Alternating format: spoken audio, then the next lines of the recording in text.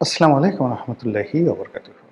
সম্মানিত দর্শক, জনাব তারেক রহমান সাহেবের সরকার, বিএনপির সরকার ক্ষমতা লাভ করার সঙ্গে সঙ্গে অনেকটা ঝড়ের গতিতে কিংবা যাকে বলা হয় উল্কার গতিতে এগিয়ে চলছে।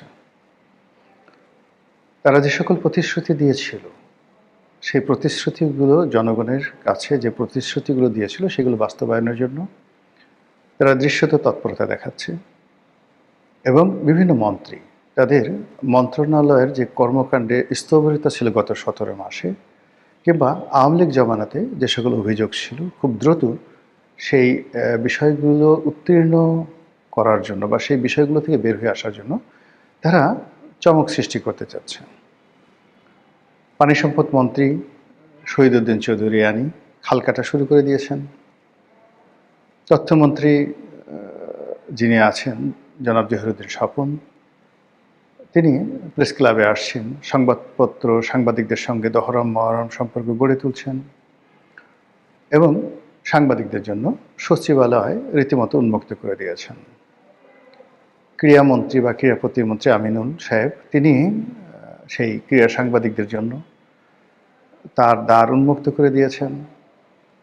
সেই আওয়ামী লীগ জমানাতে যে সকল বিখ্যাত ক্রিকেটার মাশরাফি বিন মুর্তজা কিংবা সাকিব আল হাসান, তাদেরকে আবার ক্রিকেট অঙ্গনে ফিরিয়ে আনার জন্য চেষ্টা করছেন এবং ক্রিকেট অঙ্গনে যারা স্টার, আওয়ামী লীগের স্টার, তাদেরকেও একীভূত করে পুরো ক্রীড়াঙ্গনে স্বাভাবিকতা ফিরিয়ে আনার চেষ্টা করছেন। চাঁদাবাজির বিরুদ্ধে বিভিন্ন এমপি, সংসদ সদস্য তারা খুব কঠোর অবস্থানে আছেন। অনেকে নিজে মামলা করেছেন, অনেকে অনেক কিছু ধরিয়ে দিয়েছেন। তারপর তারেক রহমান সাহেব তার যে কর্মকাণ্ড, সেটা তো রীতিমতো হিন্দি সিনেমার যে নায়ক রয়েছেন অনিল কাপুর, বিখ্যাত একটা সিনেমা অনিল কাপুর অমরেশ পুরীর অভিনীত সেই বিখ্যাত নায়ক সিনেমা। তো সেই সিনেমাতে যেভাবে তিনি মাত্র ২৪ ঘন্টার জন্য রাষ্ট্র ক্ষমতায় পেয়ে রাষ্ট্রের সব কিছু উলটপালট করে দিয়েছিলেন এবং মানুষের মধ্যে জোয়ার তৈরি করেছিলেন, তেমনি তারেক রহমান সাহেব ক্ষমতায় বসার পর থেকে গত কয়েকদিনে একের পর এক চমক তিনি সৃষ্টি করে চলেছেন।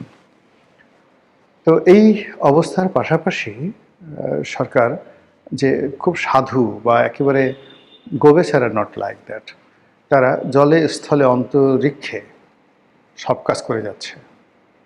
তারা একই সঙ্গে নিজের দলকে নিয়ন্ত্রণ করার চেষ্টা করছেন, অন্যদিকে আওয়ামী লীগকে নিয়ন্ত্রণ করা, আওয়ামী লীগের সঙ্গে একটা সম্পর্ক, ভারসাম্যমূলক সম্পর্ক রক্ষা করা, আবার আওয়ামী লীগকে বাড়তে না দেওয়া বা আওয়ামী লীগের কারণে যেন তাদের কোনো অবস্থাতে নৈতিক পরাজয় না ঘটে, এই বিষয়গুলো তারা চিন্তাভাবনা করছেন এবং সেই বিষয়ে তারা কাজ করছেন।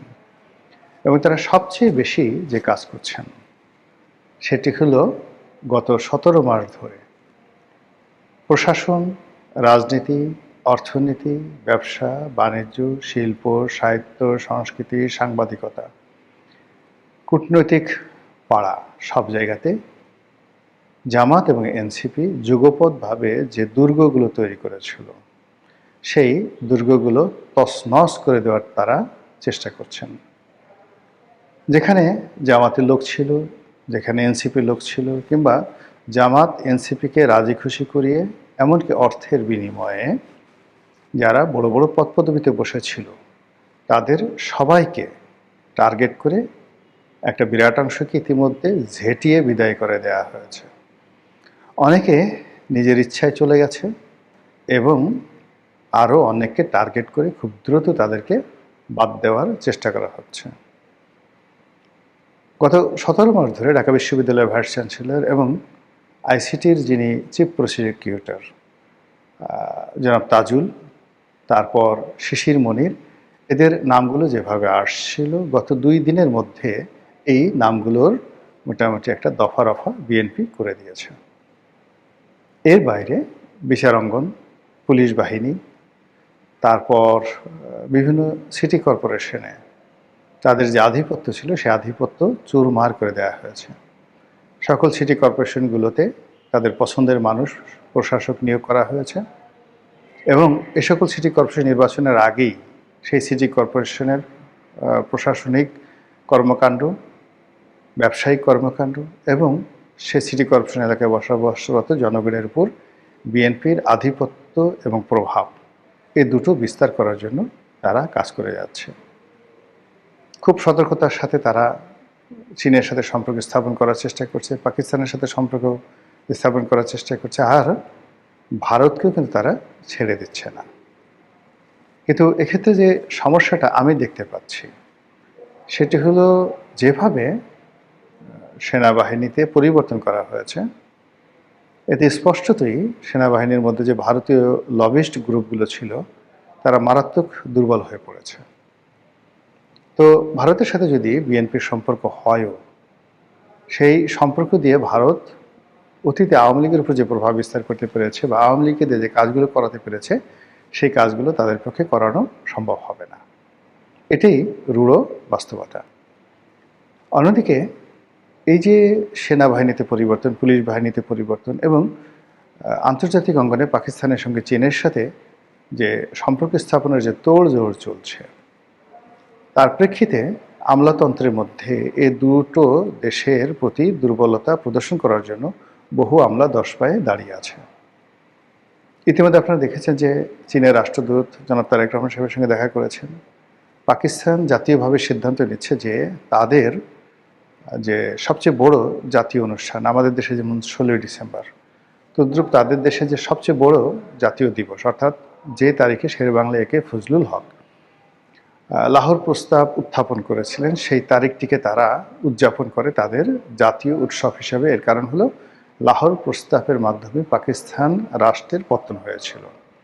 তো এই দিবসটি উদযাপন করা হয় জাতীয়ভাবে, সামরিকভাবে এবং নানা যাকে বলা হয় পাবলিক অ্যান্ড প্রাইভেট যে এন্টারপ্রেনার যারা রয়েছেন তাদের উদ্যোগে। পুরো পাকিস্তানের এটিকে নওরোজ হিসাবে, মানে নববর্ষের যে একটা আনন্দ, আমাদের পহেলা বৈশাখের যে একটা সার্বজনীন আনন্দ, এরকম রাষ্ট্রীয় আনন্দ হিসাবে সেই দিবসটিকে পালন করা হয়। এবং আশ্চর্য ব্যাপার হলো, এবারে এই দিবসটিতে উজিরে আজম যিনি রয়েছেন পাকিস্তানের, তিনি সেনাপ্রধান যিনি রয়েছেন, তিনি রাজনৈতিক দলগুলো সবাই ঐক্যবদ্ধভাবে আমাদের উজিরে আজম জনাব তারেক রহমান সাহেবকে সেখানে আমন্ত্রণ জানানোর জন্য মোটামুটি নীতিগত সিদ্ধান্ত নিয়েছেন।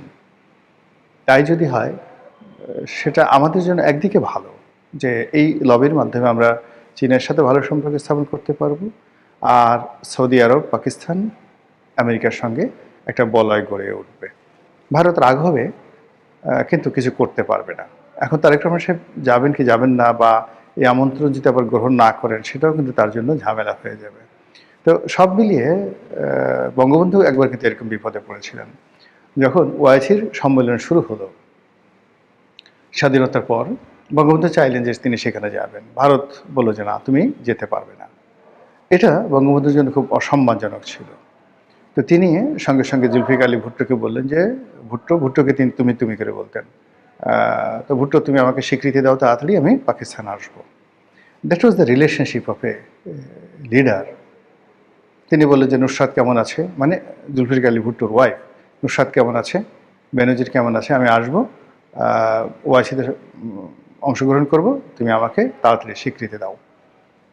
সেভাবে তাকে স্বীকৃতি দেওয়া হলো, তিনি ওআইসিতে গেলেন। এই যে ভারতের সাথে সম্পর্ক নষ্ট হলো, যার জন্য তার জীবন দিতে হয়েছিল। তো সেই জমানা কিন্তু এখন আর নেই। কিন্তু এখন জনাব তারেক রহমান সাহেব যদি ভারতকে ভয় পান, আবার আমেরিকাকেও ভয় পান, পাকিস্তানের সঙ্গে সম্পর্কে এক পা এগোতে চান, তাহলে তিনি সব কুল হারাবেন। তার কাছে দুটো অপশন। একটা অপশন হলো যে আওয়ামী লীগকে নিয়ে মিলেমিশে রাজনীতি করবেন ভারতের সাহায্য সহযোগিতা নিয়ে, এটা তার টপ প্রায়োরিটি। আর এই টপ প্রায়োরিটি করতে গিয়ে অন্যান্য যে শক্তিগুলো রয়েছে, আন্তর্জাতিক শক্তি আছে, তাদের সঙ্গে একটা জাস্ট সহনশীল সম্পর্ক রাখবেন। আর দ্বিতীয়ত হলো যে তিনি বর্তমানে যারা বিরোধী দল আছে, জামাত, তাদেরকে পরিপূর্ণভাবে তিনি মদত দিবেন জামাতকে শক্তিশালী করার জন্য, আওয়ামী লীগের বিকল্প শক্তি হিসেবে গড়ে তোলার জন্য, এবং একটা রিয়েল অপোজিশন পার্টি হিসেবে তার যে সকল সুযোগ সুবিধা দরকার রাষ্ট্রের পক্ষ থেকে, সেই সুযোগ সুবিধা দিয়ে জামাতকে এতটা বিরোধ করে তুলবেন যে জামাতের অ্যাক্টিভিটিস দেখে লোকজন মনে করবে যে বাংলাদেশে এরা সত্যিকার বিরোধী দল, এখানে আওয়ামী লীগ দরকার নেই, আওয়ামী লীগের প্রয়োজনীয়তা নেই। এটা করবেন। আর পাকিস্তানের সাথে কৌশলগত সম্পর্ক করবেন, চীনের সঙ্গে কৌশলগত সম্পর্ক করবেন, আর আমেরিকার ডোনাল্ড ট্রাম্পের সঙ্গে কৌশলগত সম্পর্ক করবেন। আর এই ধারাবাহিকতায় কাতার, সংযুক্ত আরব আমিরাত এবং সৌদি আরব, এই রাষ্ট্রগুলোর সঙ্গে তার একটা ভালো সম্পর্ক হবে। এবং দ্বিতীয় ফেজে গিয়ে ইরান থাকবে, কিন্তু চীনের মাধ্যমে, আর তুরস্কর সাথে তার একটা আলাদা সম্পর্ক গড়ে উঠবে। এই দুটো পন্থা ছাড়া তারেক রহমান সাহেবের আর কোনো বিকল্প নেই। আর এই কাজগুলো তাকে করতে হবে কিন্তু ঝড়ের মতো। বাংলাদেশে তিনি যে কাজগুলো ঝড়ের গতিতে করার চেষ্টা করছেন, এগুলো শুধু চমক সৃষ্টি করবে কয়েকদিন, কিন্তু লং রানে রাষ্ট্র পরিচালনায়, সরকারের স্থিতিশীলতা রক্ষায় কিংবা তার যে সত্যিকার ইমেজ রক্ষা, এটা হবে না। তাকে এই মুহূর্তে আন্তর্জাতিক অঙ্গনে একটা সিদ্ধান্ত নিতে হবে, এসপার নয় ওসপার, তিনি জিতবেন অথবা তিনি পরাজিত হবেন, তিনি সাহসী হবেন অথবা তিনি নতজান্য হবেন, এর মাঝামাঝি কোনো জায়গা নাই। তো এই কাজগুলো চলছে। নতুন সরকার একটা নির্দিষ্ট সময় পর্যন্ত আমাদেরকে সময় দিতে হবে, হানিমুন পিরিয়ড যেটাকে বলা হয়। আদারওয়াইজ সরকারও ভালো কাজ করতে পারবে না, আমাদের দেশের কোনো উন্নয়ন হবে না। তো যে কাজটি সরকার ঝড়ের গতিতে করার চেষ্টা করছে, দোয়া করি তাদের মধ্যে যদি ভালো চিন্তা থাকে, নেক আমল থাকে, সৎ আমল থাকে, দেশের কল্যাণ করার যে চিন্তা চেতনা থাকে, আল্লাহ তাদের কাজে বরকত দান করুন। আর যদি তাদের দূরভিসন্ধি থাকে, মুনাফিকি থাকে, দুষ্ট বুদ্ধি থাকে, দেশ থেকে টাকা পাচার করার ধান্দা থাকে, বিরোধী দলকে মেরে কুটি কুটি করার ধান্দা থাকে, আল্লাহ যেন তাদেরকে হেদায়েত দান করে, আর তাদের এই দুষ্কর্ম যেন একেবারে বাসর ঘরই আল্লাহ তার আপন শক্তি দ্বারা দমন করে দেন। আসসালামু আলাইকুম রহমতুল্লাহি ওয়া বারাকাতুহু।